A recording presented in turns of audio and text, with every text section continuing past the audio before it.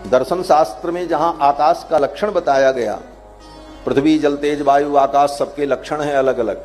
पृथ्वी का लक्षण क्या है? बोले तत्र गंधवती पृथ्वी। पृथ्वी का लक्षण है जिसमें गंध हो उसको कहते हैं पृथ्वी। पृथ्वी तत्व का सबसे बड़ा लक्षण क्या है? गंध। ये जितनी गंध दुनिया में होती है, चाहे वो दुर्गंध हो चाहे सुगंध हो, वो सब पृथ्वी का गुण है। वो न पानी का गुण है, न हवा का गुण है, न आकाश का गुण है, न अग्नि का गुण है। हवा में सुगंधी दुर्गंधी होती है, लेकिन वो अंश है पृथ्वी का ही।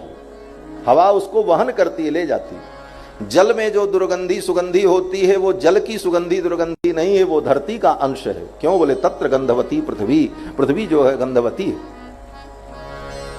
पृथ्वी गंध से युक्त है।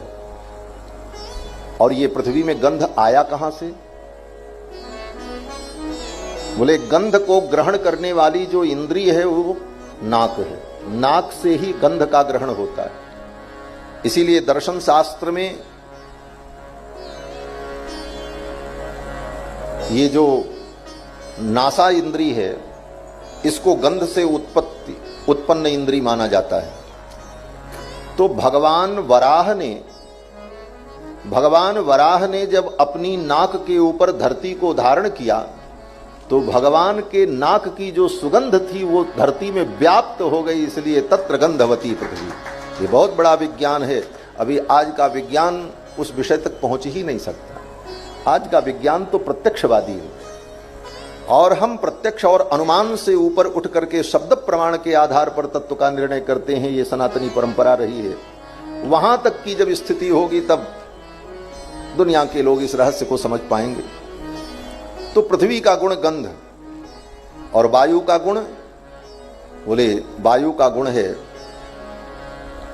स्पर्श। वायु का जो प्रधान गुण है उसका नाम है स्पर्श।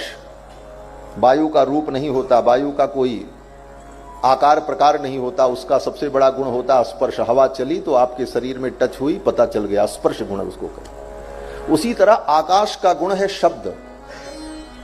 शब्द सदा आकाश में ही रहता है।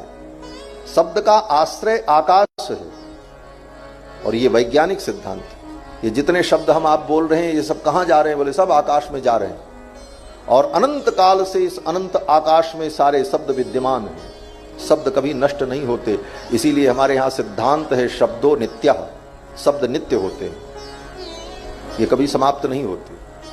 कोई शब्द हम बोलते हैं, अगले क्षण वो ध्वनि बहुत दूर चली जाती है, इसलिए हमको सुनाई नहीं पड़ती, तो लगता है वो शब्द खत्म हो गए। वो खत्म नहीं हुए, वो ब्रह्मांड में घूम रहे हैं। शब्द नित्य हैं।